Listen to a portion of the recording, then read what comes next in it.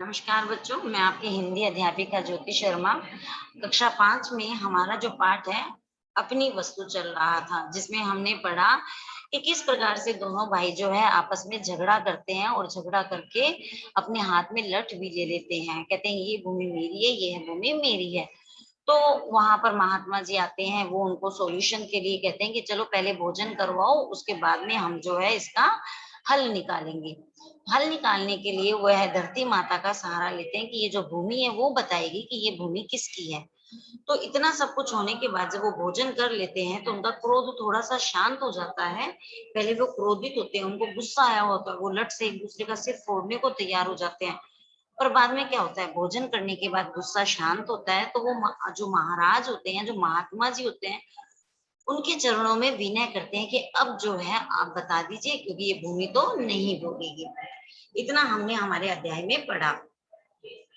अब भूमि जो है वो क्या उसका सॉल्यूशन निकालती है। भूमि तो नहीं बोलेगी ना, धरती नहीं बोलती है, हमें ही समझना पड़ता है। तो महात्मा जी है वो क्या बोलेंगे, उसको समझने के लिए चलिए अब हम अपनी पंक्तियों को यहाँ पर जो है पढ़ना शुरू करते हैं कि महात्मा जी ने क्या बोला। महात्मा जी ने कहा, हम इस भूमि से पूछकर इसका निर्णय करते हैं। यह कहकर उन्होंने अपना कान भूमि के साथ लगाया।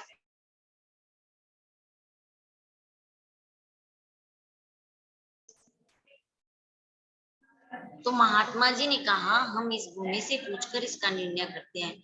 यह कहकर उन्होंने अपना कान भूमि के साथ लगाया। कान भूमि के साथ क्यों लगाया, क्योंकि उनको तो उन्होंने यही कहा था कि धरती माँ जो है वो बताएगी कि क्या हल निकलता है, क्या सोल्यूशन निकलता है ना। मानो कुछ सुनने का प्रयत्न कर रहे हो। कुछ देर तक तो वे भूमि के साथ कान लगाए रहे, फिर सीधे बैठ गए। अब उनको भी तो ये दिखाना था ना, महात्मा जी ने कहा कि धरती बोलेगी, तो कुछ देर तक तो उन्होंने, कह सकते हैं यहाँ पे उन्होंने थोड़ी सी जो है एक्टिंग भी की है ना।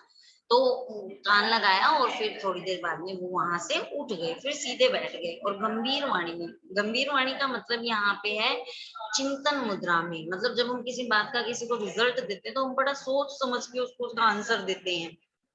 तो गंभीर वाणी में बोले, यह भूमि तो कुछ और ही कह रही है। क्या कहा महात्मा जी ने कि यह भूमि तो है, वह कुछ और कह रही है। अब क्या कह रही है, तो देखो क्या कह रही है। दोनों भाई बोले, महाराज भूमि क्या कह रही है। महात्मा जी ने कहा, यह भूमि कहती है कि ये दोनों व्यर्थ ही मेरे ऊपर अधिकार जमाने के लिए झगड़ा कर रही हैं। क्या कहती है भूमि कि ये दोनों जो है फिजूल में, व्यर्थ में जो है मेरे ऊपर अधिकार जमाने के लिए झगड़ा कर रहे हैं कि यह मेरी है, यह मेरी है, क्योंकि मैं इन दोनों में से किसी की भी नहीं हूँ। धरती जो है, भूमि जो है वो कहती है कि मैं इन दोनों में से किसी की भी नहीं हूँ। हाँ, ये दोनों अवश्य मेरे हैं। मैंने इनके कई पीढ़ियों को पाला है और जाते हुए भी देखा है। अब पीढ़ियों को पालने का मतलब यहाँ पे क्या हुआ, पीढ़ियां पालना मतलब धरती से क्या होता है, अनाज होता है ना। तो यहाँ पर यही बात जो है उन धरती माँ के द्वारा कही, जो महात्मा जी ने कही थी।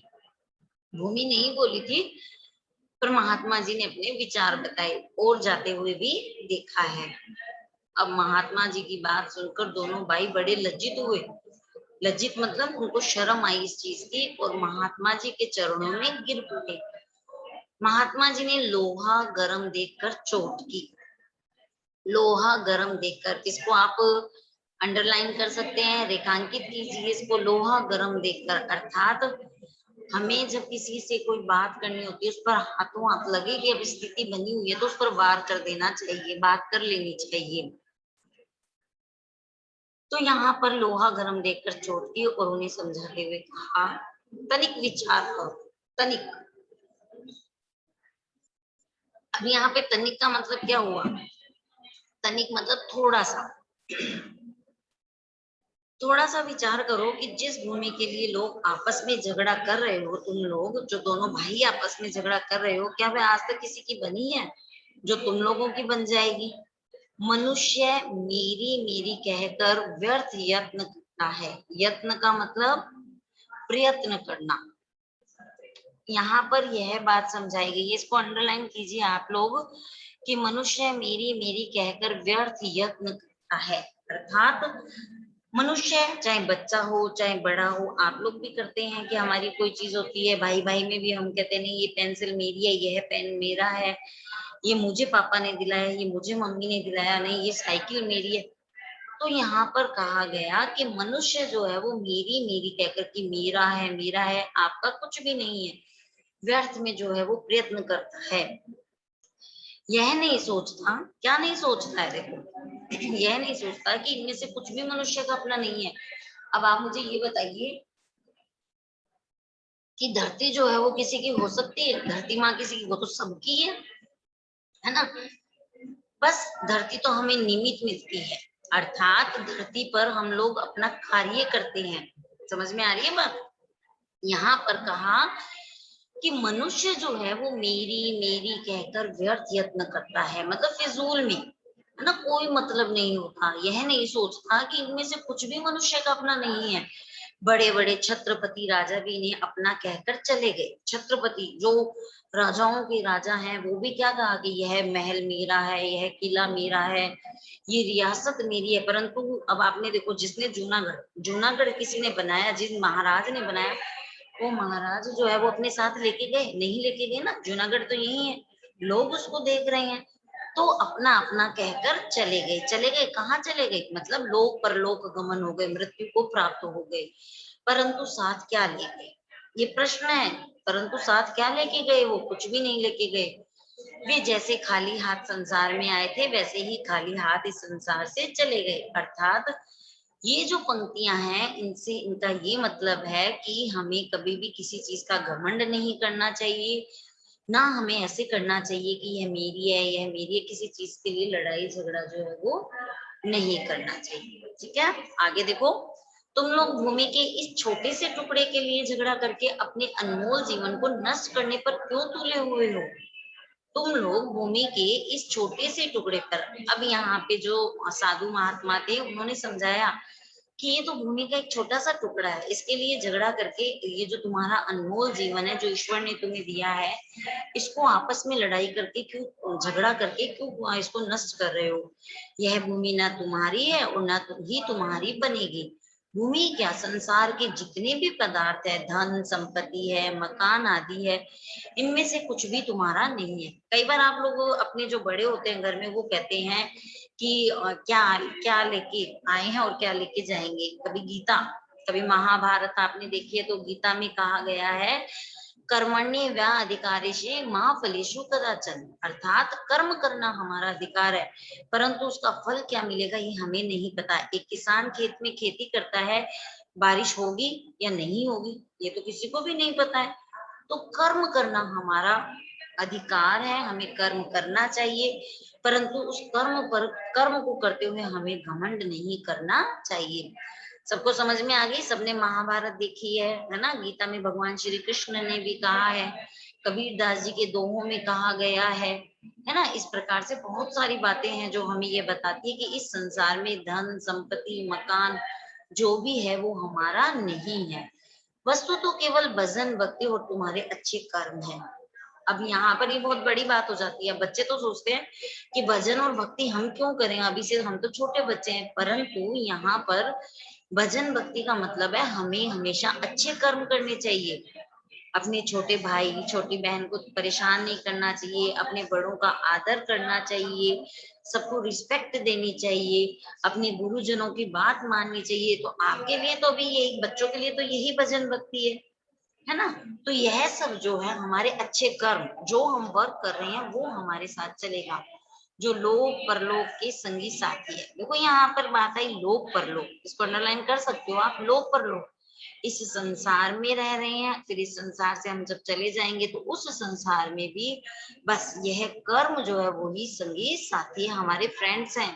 ठीक है, शेष सब कुछ तो यही रह जाता है। अतएव आपस में लड़ने झगड़ने और मनुष्य जन्म के मूल्यवान समय को व्यर्थ नष्ट करने की अपेक्षा जीवन को अच्छे कर्मों और नाम सुमिरन में लगाओ, ताकि तुम्हारा लोक परलोक जो है वो संवर जाए। अब यहाँ पर बहुत बड़ी बात कह दी गई कि लोक परलोक संवर जाए।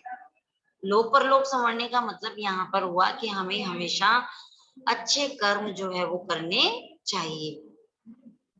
देखो फिर आगे क्या होता है, दोनों ने महात्मा जी के चरणों में क्या किया, दोनों महात्मा जी के चरणों में गिरकर अपनी भूल के लिए क्षमा मांगी। उस दिन से सबके साथ प्रेम का व्यवहार करते हुए अपने समय को भजन भक्ति में लगाते हुए अपना जन्म सफल करने लगे। समझ में आ गई। अब उनको महात्मा जी ने, जब हमें कोई बड़ा समझाता है, पहले हम नादान होते हैं, हम गलतियां करते हैं, परंतु उसी बात को कोई हमारा गुरुजन, हमारे पेरेंट्स जब हमें वो सिखाते हैं तो हमें उन चीजों का क्या करना चाहिए, अनुसरण करना चाहिए। इसीलिए तो कहा जाता है कि हमें हमेशा बड़ों की बात माननी चाहिए। और आपके जीवन में कौन बड़ा है, आपके पेरेंट्स, आपके माता पिता, दादा दादी, जो भी परिवारजन में बड़ा होता है वो बड़े, और हमारे जो गुरुजन होते हैं, हम हमेशा हम यही बात आपको समझाते हैं कि हमें अनुशासन में रहना है। कोई भी महात्मा होते हैं वो भी यही समझाते हैं कि हमें हमेशा अच्छे मार्गदर्शन पे चलना, अच्छी बातें करना है ना, अच्छी बातें हमेशा। तो इस पाठ से हम क्या सीखते हैं, चैप्टर का नाम जरूर अपनी वस्तु है, परंतु अपना कुछ भी नहीं होता है, अपना सबके साथ। मैंने आपको पहले भी बताया, शेयरिंग इज केयरिंग, हमेशा शेयर करना चाहिए। जब आप अपनी किसी बात को, किसी वस्तु को जब दूसरे के साथ शेयर करते हैं तो उसमें जो है आनंद की अनुभूति ज्यादा होती है, ज्यादा मजा आता है शेयर करने में। तो इस पाठ से हमें एक नैतिक, या कह सकते एक मोरल जो है वो यही मिला कि हमें हमेशा अपनी चीजों को शेयर करना, अपनी अच्छी बातों को शेयर करना, और जो हमें दूसरे कोई बड़े अच्छी बात बताते हैं तो हमें उन्हें भी शेयर करना चाहिए। तो आप सब लोगों को चैप्टर समझ में आ गया। इस चैप्टर के बाद में जब ये हमारा पाठ कंप्लीट हो चुका है तो अब हम लोग जो है इसके प्रश्न उत्तर करेंगे। तो आज हम अपनी वाणी को यही विराम देते हैं, और आप लोग जो भी पढ़ते हैं उसे अपने जीवन में अनुसरण कीजिए। जब तक किसी काम को हम प्रैक्टिकल नहीं करते हैं तब तक वो चीज हमें समझ में नहीं आती। अब आज से शुरू कर दीजिए आप लोग अपने छोटे भाई बहनों को, किस प्रकार से आप अपनी चीज शेयर करते हो अपने फ्रेंड सर्कल में, अपने पेरेंट्स के साथ। तो जैसे जैसे जो जो चीज हम पढ़ते हैं, अच्छी अच्छी चीजें पढ़ते हैं, उन्हें हमें अपने जीवन में उतारना चाहिए। तो अब आप लोग सब इस पाठ को अच्छे से पढ़ेंगे, अध्ययन करेंगे, और घर के एक अच्छे से कोने में बैठ के आप इसको जो है स्टडी करेंगे, रीड करेंगे। ठीक है, पढ़ पढ़ के, जोर जोर से पढ़ के करेंगे। जितना जोर से पढ़ के करोगे उतना हमारे चीजें जो है हम सीखेंगे। तो चलिए विराम देते हैं हम यहाँ हमारे पाठ को।